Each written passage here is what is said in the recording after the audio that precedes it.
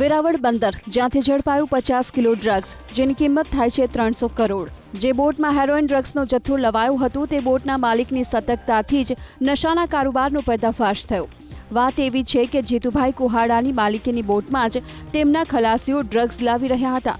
ખલાસીઓની હિલચાલ શંકાસ્પદ લાગતા જીતુભાઈએ પોતાના 2 માણસોને બોટ પર નજર રાખવા માટે સૂચના આપી।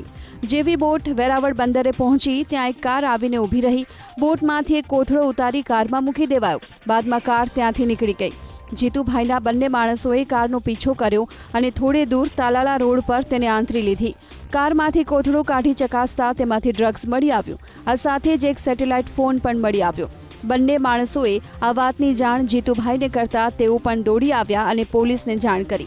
પોલીસે બોટના ખલાસીઓ સહિત 9 જેટલા શખ્સોની ધરપકડ કરી। પોલીસ તપાસમાં ખુલ્યું કે ડ્રગ્સનો આ જથ્થો વોટ્સએપ લોકેશન પ્રમાણે જામનગરના 2 વ્યક્તિઓને આપવાનો હતો। ખલાસીઓએ પોલીસ સમક્ષ કબૂલ્યું કે આંતરરાષ્ટ્રીય જળસીમામાંથી આ ડ્રગ્સ તેઓ લાવ્યા હતા। રાત્રે 8:45-9 વાગ્યાના ગાળામાં એક ગાડી આવી બોટ આગળ ને ગાડી મૂકી લીધી। તો એના છોકરાએ ફોટો પાડી મોકલ્યો તો કીધું કે આ ગાડી GJ3 છે તો એના પર વોચ રાખો। હવે બોટને ગાળામાંથી એ ખલાસીઓએ 2 ઉપર આવ્યા ચેક કરીને પછી પાછું એક પાર્સલ એમાં મૂક્યું।